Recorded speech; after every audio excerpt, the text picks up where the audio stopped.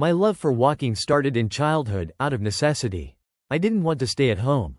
I found every reason to stay away from home and was usually out, at some friend's house or at a street party where no kids should be, until it was too late to get public transportation. So I walked. The streets of Kingston, Jamaica, in the 1980s were often terrifying, but I made friends with strangers. The beggar, the vendor, the poor laborer. Those were experienced wanderers, and they became my nighttime instructors. They knew the streets and delivered lessons on how to explore and enjoy them.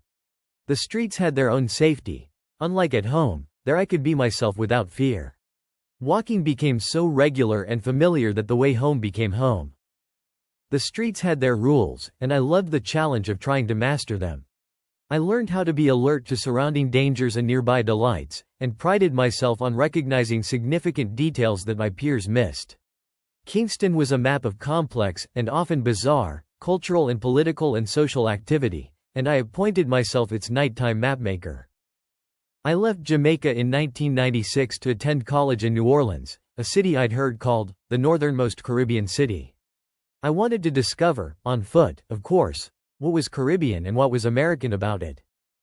On my first day in the city, I went walking for a few hours to get a feel for the place and to buy supplies to transform my dormitory room into a welcoming space. When some university staff members found out what I'd been up to, they advised me to restrict my walking to the places recommended as safe to tourists and the parents of new students. They mentioned statistics about New Orleans's crime rate. But Kingston's crime rate far exceeded those numbers, and I decided to ignore these well-meant cautions.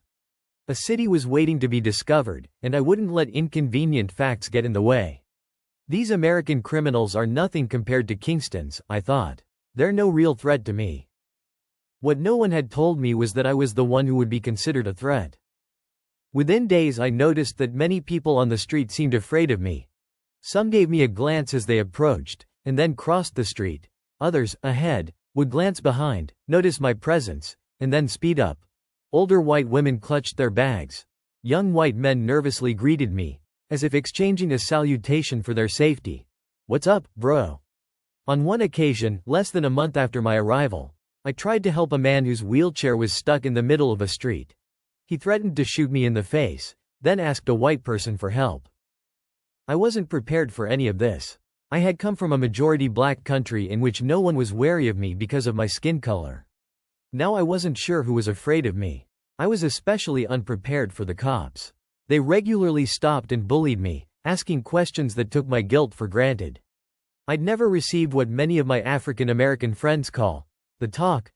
Parents had told me how to behave when I was stopped by the police, how to be as polite and cooperative as possible, no matter what they said or did to me. My survival tactics began. In this city of energetic streets, walking became a complex and often oppressive negotiation. I would see a white woman walking toward me at night and cross the street to reassure her that she was safe. I would forget something at home but not immediately turn around if someone was behind me, because I discovered that a sudden turn could cause alarm. New Orleans suddenly felt more dangerous than Jamaica.